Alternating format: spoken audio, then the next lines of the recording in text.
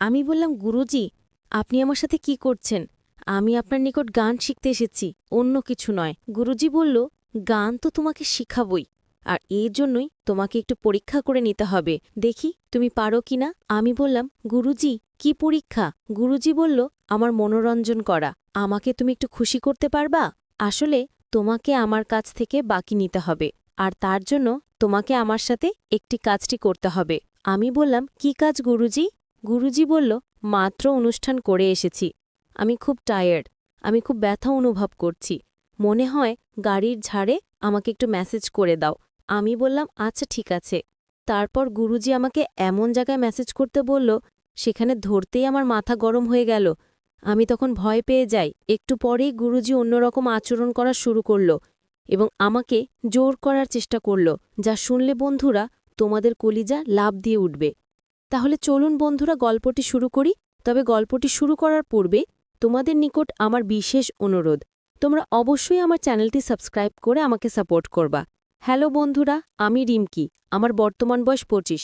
তবে আমি আপনাদের সামনে আজকে যে গল্পটি বলবো সেটি আমার নিজের জীবনের গল্প। তবে গোপনীয়তা রক্ষার জন্য আমি আমার ছদ্মনাম ব্যবহার করেছি। গল্পটি হল, আমি যখন ক্লাস 9-এ পড়ি তখন আমার আনুমানিক বয়স হবে ১৫ থেকে ১৬। আমার বাবা একজন ছোটখাটো শিল্পী। আমি বললাম, গুরুজি, আপনি আমার সাথে কি করছেন? আমি আপনার নিকট গান শিখতে এসেছি, অন্য কিছু নয়। গুরুজি বলল, গান তো তোমাকে শিখাবই, আর এই জন্যই তোমাকে একটু পরীক্ষা করে নিতে হবে। দেখি তুমি পারো কিনা। আমি বললাম, গুরুজি, কি পরীক্ষা? গুরুজি বলল, আমার মনোরঞ্জন করো। আমাকে তুমি একটু খুশি করতে পারবা? আসলে তোমাকে আমার কাছ থেকে বাকি নিতে হবে, আর তার জন্য তোমাকে আমার সাথে একটু কাজ করতে হবে। আমি বললাম, কি কাজ গুরুজি? গুরুজি বলল, মাত্র অনুষ্ঠান করে এসেছি, আমি খুব টায়ার্ড, আমি খুব ব্যথা অনুভব করছি, মনে হয় গাড়ির জাকারে আমাকে একটু মেসেজ করে দাও। আমি বললাম, আচ্ছা ঠিক আছে। তারপর গুরুজি আমাকে এমন জায়গায় মেসেজ করতে বলল, সেখানে ধরতেই আমার মাথা গরম হয়ে গেল।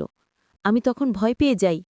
একটু পরে গুরুজি অন্যরকম আচরণ করা শুরু করল এবং আমাকে জোর করার চেষ্টা করল, যা শুনলে বন্ধুরা তোমাদের কলিজা লাফ দিয়ে উঠবে। তাহলে চলুন বন্ধুরা, গল্পটি শুরু করি। তবে গল্পটি শুরু করার পূর্বে তোমাদের নিকট আমার বিশেষ অনুরোধ, তোমরা অবশ্যই আমার চ্যানেলটি সাবস্ক্রাইব করে আমাকে সাপোর্ট করবা। হ্যালো বন্ধুরা, আমি রিমকি।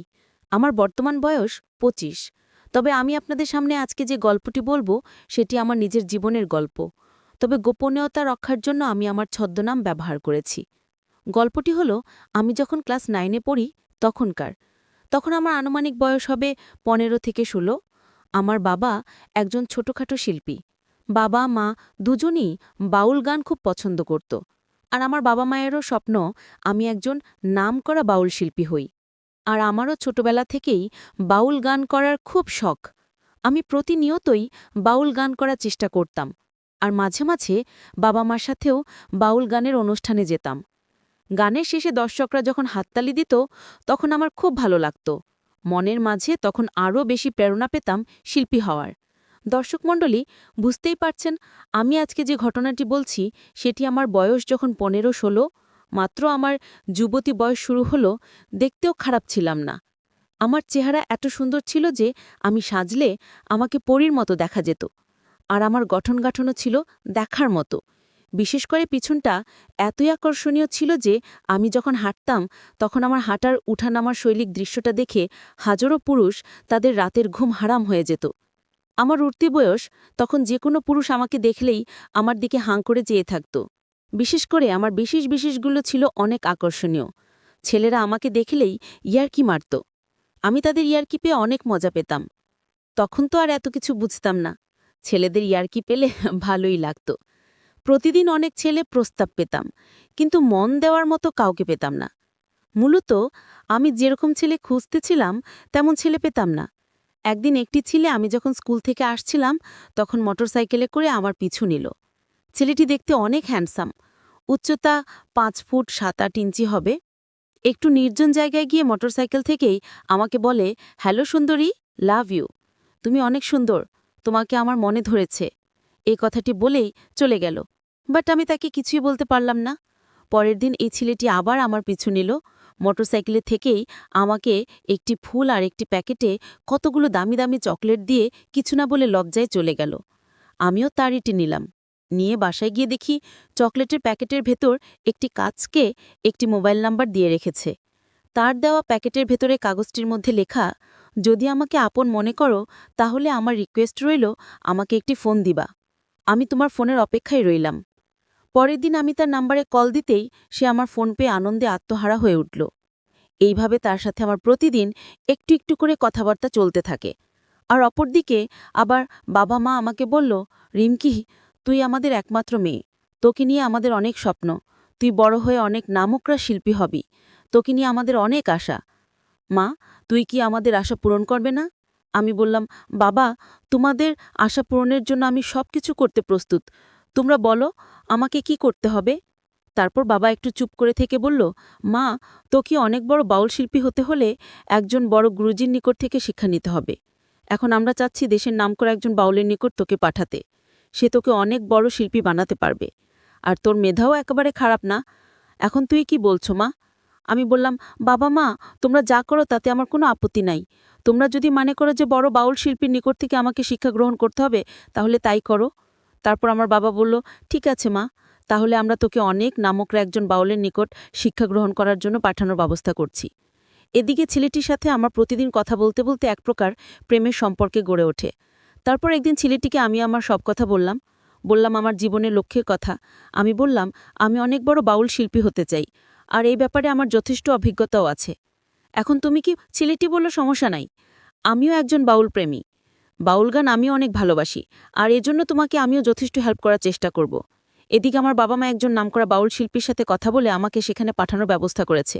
আমি অনেক বড় শিল্পী হওয়ার আনন্দে সেখানে চলে গেলাম। আমাকে আমার বাবা মা বাউল শিক্ষক অর্থাৎ দেশের নামকরা একজন বাউল গুরুজির নিকট আমাকে নিয়ে গেল। তারপর গুরুজি আমাকে খুব ভালো করে দেখল এবং জিজ্ঞেস করল, তোমার নাম কি? আমি বললাম, গুরুজি, আমার নাম রিমকি। তারপর আমাকে আরও অনেক কিছু জিজ্ঞেস করল। আমি গুরুজির সকল কথা সঠিকভাবে উত্তর দেওয়ার চেষ্টা করলাম। গুরুজি আমার উত্তর শুনে আমাকে বলল, মা, একটি বাউল গান গেয়ে আমাকে শোনাও তো। আমি গুরুজির সামনে একটি গান গেয়ে শোনালাম। গুরুজি আমার গান শুনে আমার বাবা মাকে বলল, বাহ বাহ, আপনার মেয়ের কণ্ঠ তো বেশ মিষ্টি, আপনার মেয়ে দেখবেন একদিন দেশের নাম করা শিল্পী হবে। বাবা মা আমাকে গুরুজির এখানে শিক্ষা গ্রহণ করার জন্য রেখে চলে আসে। গুরুজির এক ছেলে, দুই মেয়ে, আর আমি থাকি আলাদা রুমে। প্রতিদিন গুরুজি আমাকে দুপুরবেলা গান শেখাতে আসতো। প্রথম দিন যখন গুরুজি আমাকে গান শেখাতে আসলো, তখন দেখলাম গুরুজি মাঝে মাঝে আমার দিকে কেমন করে যেন চেয়ে থাকে। আমি ভাবলাম গুরুজি মনে হয় এইভাবে মানুষের দিকে চেয়ে থাকে। কিন্তু দিন যত যাচ্ছে গুরুজি তত ভিন্ন রকম আচরণ করা শুরু করলো। বাট আমি কিন্তু বলতে পারতাম না, গুরুজি বলে কথা। আর আমার বাবা মাও গুরুজিকে অনেক বিশ্বাস করে। 10-15 দিন যাইতে দেখি গুরুজি যখন আমার এখানে গান শেখাতে আসতো, তখন গুরুজি আমাকে অনেক সময় ধরে গান শেখাতে। আমি যখন বাদ্যযন্ত্র বাজাতে পারতাম না, তখন উনি এমনভাবে ধরে শেখাতো যাতে শিহরণ জাগে। আস্তে আস্তে গুরুজি আমার সাথে ফ্রি হতে শুরু হলো। মাঝে মাঝে গুরুজি আমার সাথে এমন আচরণ করে মনে হতো গুরুজি আমার বয়ফ্রেন্ড। এইভাবে চলতে থাকলো আমার বাউল গান শেখা।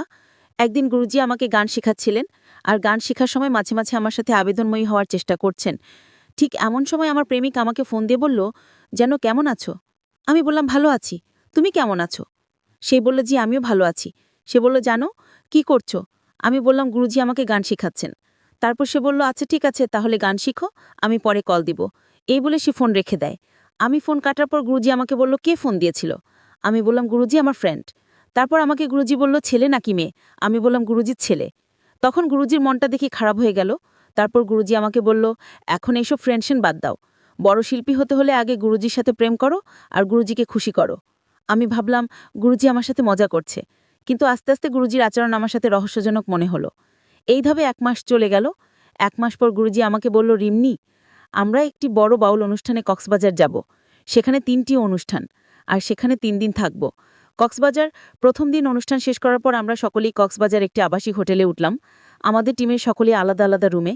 কিন্তু গুরুজি বলল, রিমকি, আমার শরীরটা বেশি ভালো না, তুমি আমার সাথে কিছুক্ষণ থাকো। আমি বললাম, ঠিক আছে। গুরুজি ফ্রেশ হয়ে আসলো, আমিও ফ্রেশ হয়ে আসলাম।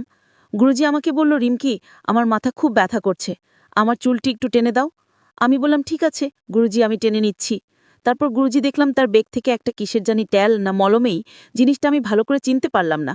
আমাকে সেটা হাতে দিয়ে বলল, না, এটা আমার কপালে এবং পায়ে দিয়ে খুব ভালো করে ম্যাসেজ করে দাও। গুরুজির কথা অমান্য করতে পারলাম না। যদিও আমার গুরুজির কথা খুব খারাপ লাগতেছিল, তারপরেও আমি অপারগ হয়ে তার কথা শুনতে হলো।